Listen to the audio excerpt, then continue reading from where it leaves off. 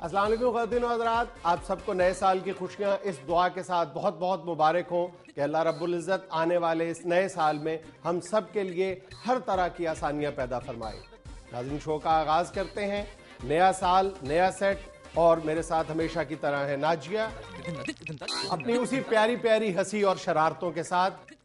اس کے ساتھ ہے وہی پرانا بلکہ بہت ہی پرانا لیکن ہم سب کو بہت پیارا عزیزی۔ Happy new year.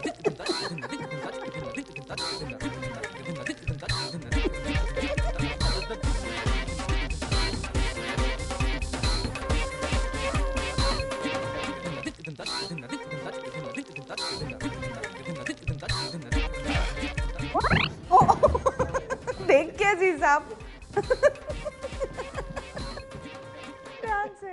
کس بات کی ہنسی آ رہی ہے تم لوگوں کو؟ بندہ کسی نئی جگہ پہ جاتا ہے تو نہیں پتا ہوتا کون سی چیز کدھر پڑی ہوئی ہے۔ اللہ تعالیٰ نے آنکھیں دو دی ہوئی ہیں، کس لیے؟ غریب آدمی کو آنکھیں صرف رونے کے لیے دی ہوتی۔ یار یہ میری بات سنو، تم کیا آگے فوراً ٹیبل مال لیتے ہو؟ میرے آگے کیوں نہیں ٹیبل ہونا چاہیے؟ اس لیے کہ میں اس پروگرام کا ہوسٹ ہوں۔ تو میں مہمان ہوں، مہمان کی 3 گنا زیادہ حقوق ہوتے ہیں۔ 3 گنا؟ مہمان کو کہتے ہیں اے جناب تشریف رکھیں، کہاں بیٹھنے ہیں آپ جناب؟ ادھر آ جائیں، ادھر آ جائیں۔ 2 بندوں کی جگہ مال کے بیٹھے ہوئے ہو، پھر بھی تم ناشکری کرتے ہو۔ یار تم ادھر بیٹھ جاؤ نا، 2 بندوں کی جگہ مال کے۔ یہ بڑا کو بس کی سیٹ ہے جو 2 بندوں کی مال لی ہے، میں نے تو احسان کر لیا۔ عزیز صاحب آپ نے آج بڑے ریڈ گیلس پہنے ہوئے۔ یہ میرا ایک دوست ہے ببو بھاٹیا، اور اس نے فری دی ہے۔ اچھا، اس نے کہا یہ تمہارے چہرے کی طرح سرخ گیلس ہونے چاہیے۔ ہر مفت چیز ملنے والی پہن نہیں لیا کرتے فوراً۔ اور یہ کیپ اتارو، یہ کس خوشی میں پہنی ہوئی ہے؟ تم نے ہیرو بن کے آ گئے ہو؟ یہ تمہیں نہیں پتا، اخبار میں بھی نہیں تم نے پڑھا؟ چین کی اور پاکستان کی دوستی کا سال ہے یہ، اس لیے میں نے ماؤ کیپ پہنی ہے۔ اچھا، اگر تم نے یہاں بیٹھنا ہے نا تو یہ کیپ اتارو، تمہارا سارا چہرہ چھپ جاتا ہے۔ یہ کی بیوٹی سے یہ بندہ سڑ ہی جاتا ہے۔ ذرا نہیں یہ چاہتا کہ یہ کو ریٹائر سپریڈنٹ لگے۔ کوئی چھوٹا بندہ نہیں ہوتا ہے سپریڈنٹ، اگر صحیح کہیں تو زبان کو ڈنٹ پڑ جاتا ہے سپریٹینڈنٹ۔ اتنا اہم آدمی ہوتا ہے، سارے آفس کے کلرک اس سے کاغذ لیتے ہیں۔ اچھا چلو جو بھی ہے، کیپ اتارو بہرحال۔ پہلا دن ہے سال کا، کر میری بےزتی شروع کر دی ہے اس نے۔ اچھا بڑا میں کل نجومی کے پاس گیا بھی تھا کہ پوچھ لوں اس سے کہ بھائی جی یہ سال یرداری صاحب کے لیے، گلانی صاحب کے لیے اور ایئی صاحب کے لیے کیسا گزرے گا؟ گلانی، سرداری، عزیزی، بڑے بڑے آدمیوں کا ہی پوچھتا ہے، اور کیا پوچھوں؟ امرودوں کا کیا ریٹ ہوگا؟ وہ پتہ نہیں لگا تھا، میں رٹا پڑ گیا ادھر نجومی کے ساتھ۔ کیا؟ اس کا طوطا جو تھا اس کے سارے پر اترے ہوئے تھے، گجا سا طوطا اس نے رکھا ہوا تھا۔ میں نے کہا یار اتنے پیسے کماتی ہو تم، یہ طوطے کے بال ہی لگوا لو۔ آگے سے مجھ سے لڑ پڑا، کہتا ہے اس نے فالے نکال لی ہے کہ حکومت کرنی ہے۔ میں نے مشورہ تو اسے بتایا، میں نے کہا گنجے بندے کے بڑے فائدے ہوتے ہیں، پتہ ہی نہیں چلتا آ رہا ہے کہ جا رہا ہے۔ اتنی بات میں نے کیا، اس نے طوطا پرے پھینکا اور مجھے پکڑ لی۔ میں نے بچنے کے لیے بڑا کہا ہے کہ مجھے چھوڑ دو، طوطے کو پکڑو اڑ جائے گا۔ کہتا اس کے پاری نہیں ہے، اس نے پیراشوٹ سے اڑنا ہے یا اسے ایسے ایسے کر کے ڈانا ہے۔ میں اگر رہنے دو اتنا تمہارا تار والا طوطا۔ آ گیا میں واپس، میں نے کہا دفعہ ہو نہ بتا۔ وہی بات ہوئی، مجھے ٹینشن تھی کہ سال اللہ کرے اچھا گزرے میرا۔ وہ سٹارٹ میں ہی آ کے اس نے ٹوپی میری اتروا دی۔ اور نہیں تو تم نجومی کے پاس لینے کیا گئے تھے؟ اور یار میں نے اخبار میں خبر پڑھی تھی کہ یرداری صاحب کو نجومی نے بتایا کہ آپ ساحل سمندر پہ جا کے سال کا آغاز کریں، پہاڑوں سے دور رہیں، آپ سے اچھا ہوگا، اور یرداری صاحب ادھر جا کے سال کا آغاز کریں گے۔ میں نے کہا یار یہ وزیر اعظم جا رہے ہیں، صدر کئی جاتے ہیں نجومیوں کے پاس، تو میں بھی جاؤں۔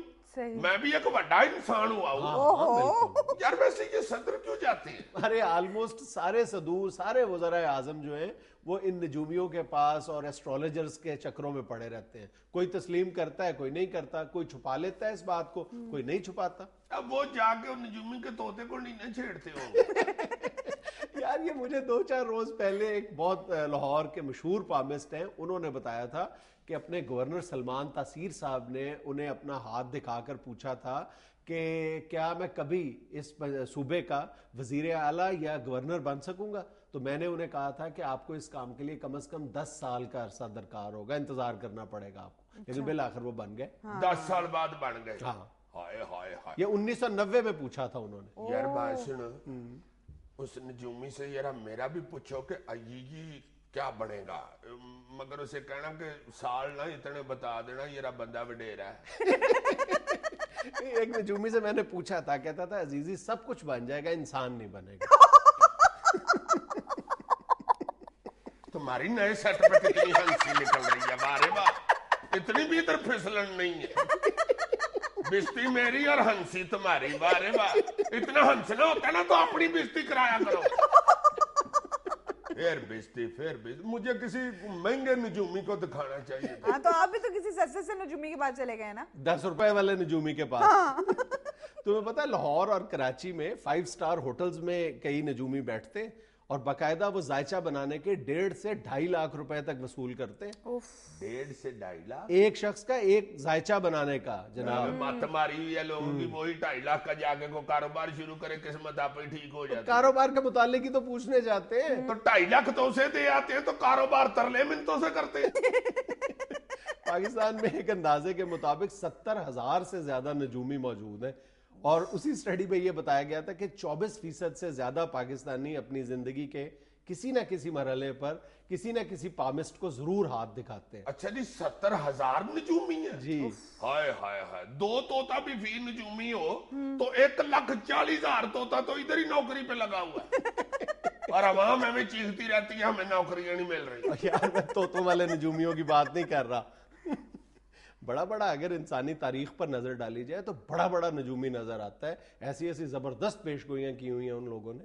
تمہیں پتہ ہے ارسطو جو تھا وہ علم نجوم کا بہت بڑا ماہر سمجھا جاتا تھا, اور اس نے اس علم کے حوالے سے کئی کتابیں لکھی ہیں. یار اور ارسطو نے کوئی کام چھوڑا بھی ہے ویسے. یہی تو اسی لیے تو وہ ارسطو تھا, اور اس کو اس علم کی وجہ سے کنگ فلپ کے لائبریری تک رسائی حاصل تھی اسے. اور الیگزینڈر دا گریٹ اس کا شاگرد تھا, اور اس نے اسکندر اعظم کا ہاتھ دیکھ کر کہا تھا کہ یہ بہت بڑا فاتح بنے گا لیکن اس کی زندگی بہت چھوٹی ہوگی. اور پھر یہی ہوا, اسکندر اعظم 29 سال کی عمر میں مارا گیا تھا. ہائے ہائے ہائے, دیکھو بیچارہ شادی کے 1.5 سال بعد ہی مارا گیا. 1.5 سال بعد کیا مطلب؟ میری شادی 27.5 سال کی ہوئی تھی. اچھا, اس کی کب ہوئی تھی؟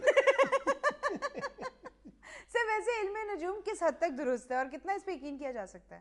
یہ ایک بہت پرانی بحث ہے, اس کی حقانیت اور سچائی کس قدر ہے, اور ہم اس ڈیبیٹ میں نہیں پڑھ رہے. میں تو مختلف جو تاریخی واقعات ہیں پامسٹری کے حوالے سے ان کا ہم ذکر کر رہے ہیں, اور اس نے بحث چھیڑ دی ہے تو میں نے بتانے لگا. نہیں ویسے یہ جو آج کل کے ماڈرن پڑھے لکھے نجومی ہیں ہوتے صحیح ہیں. اچھا, یہ سامیہ نہیں ہے, یہ جو نجومی ہیں خاتون, ان کو میں نے ایک دفعہ ہاتھ دکھایا تو مجھے کہتی ہیں ٹھہرو ذرا, بیگ اتارا تو میں نے سمجھا کہ بیگ میں سے طوطا نکالنے لگی ہیں. اس میں سے برش نکال کے تو پھیرنا شروع کر دیا. دیکھو یہ تم اگلے ہفتے اسکوٹر سے گرو گے, اچھا, تمہیں چوٹے ووٹے لگیں گی, اور 1 ہفتے بعد تم بالکل ٹھیک ہو جاؤ گے. جب ٹھیک ہو جاؤ گے تو پھر اسکوٹر سے گرو گے. پھر اگلے ہفتے تم ٹھیک ہو جاؤ گے تو پھر اسکوٹر سے گرو گے. پھر میں 3 ہفتے گرا جی. اچھا, میں نے کہا اتنی پڑھی لکھی اور خوبصورت خاتون کہہ رہی ہے اس کو جھوٹا نہیں پڑھنا چاہیے. نہیں, میں ذاتی طور پہ علم نجوم کی حقانیت پہ بالکل یقین نہیں رکھتا, لیکن جو لوگ اس کے حق میں دلائل دیتے ہیں نا, وہ یہ کہتے ہیں کہ انسانی تاریخ پر اگر نظر ڈالی جائے تو 100 کے قریب ایسی پیش گوئیاں موجود ہیں جو باقاعدہ پہلے سے ریکارڈ شدہ تھیں, رجسٹرڈ تھیں, تحریر میں آ چکی تھیں, اور وہ بعد ازاں درست ثابت ہوئی ہیں. جن میں سے زیادہ جو اہم ہے وہ کہا جاتا ہے کہ لارڈ کچنر کے بارے میں کہا گیا تھا کہ وہ ڈوب کر مرے گا, وہ ڈوب کر مرا. پھر جارج پنجم کے مرض کے بارے میں اور تاریخ وفات کے بارے میں نجومیوں نے بالکل ایگزیکٹ پریڈکشنز کی تھی، وہ بھی درست ثابت ہوئیں. پھر کنگ ایڈورڈ ہشتم کے لو افیئر کے بارے میں بتایا گیا تھا، وہ لفظ بلفظ درست ثابت ہوئی تھی. پھر ایک رشین زار کے بارے میں بتایا گیا تھا کہ وہ بہت عبرتناک قسم کے انجام سے دوچار ہوگا، جو اس کی ساری ڈیٹیل تھی وہ بھی لفظ بلفظ درست ثابت ہوئی تھی. اور یار یہ نجومی بندے کو قسمت بتا کے تو اس کے پیچھے اپنے بندے لگا دیتے ہیں کہ میں نے اسے کہا تھا کہ تم نے ڈوب کے مرنا ہے، جب بھی کشتی میں بیٹھے الٹا دینا. ناظرین یہ وقت ہوا ہے کمرشل بریک کا، ہمارے ساتھ رہیے گا. یار تم بھی پڑھے لکھے ہینڈسم آدمی ہو، تم کیوں نہیں نجومی بن جاتے؟ شاباش. طوطے کی جگہ مجھے رکھ لینا.